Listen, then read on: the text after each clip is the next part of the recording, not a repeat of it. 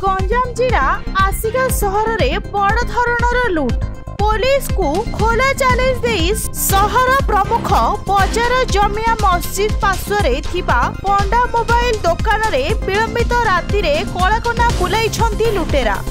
Mobile दुकानर कबाड़ भांगी लुटि नहीं प्राय 3 लाख रु ऊर्ध्व टंकार मोबाइल।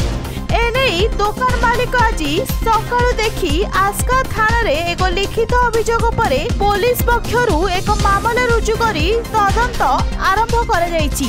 प्रकाश थाउ कि एही घटना पुलिस रो मुंड व्यथार विषय होईछि, कारण आसिका उपखंड पुलिस अधिकारी कार्यालय और कोर्ट ठारू मात्र 100 मीटर दूर रही एही मोबाइल स्टोर रहिथिबा बेले चोरी घटना आसिका पुलिस पई खोला चैलेंज सदृश होईछि।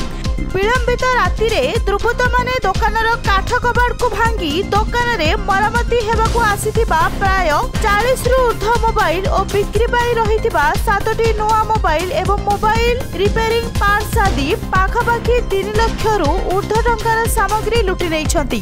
तेबे पुलिस पक्षरु घटनार छानबीन जारी रहिथिबा बेले पुलिस समस्त दिग को नै टेक्निक जांच कर जाउथिबा देखिबाकू मिलिछि। अन्यपटे लुट घटना रे संपुक्त अपराधी मानकू काबू करिबारे पुलिस सफल हेउछि ताहा देखिबाकू बाकी रहिला। गंजाम रु भगवान पाढ़ी को रिपोर्ट न्यूज.in।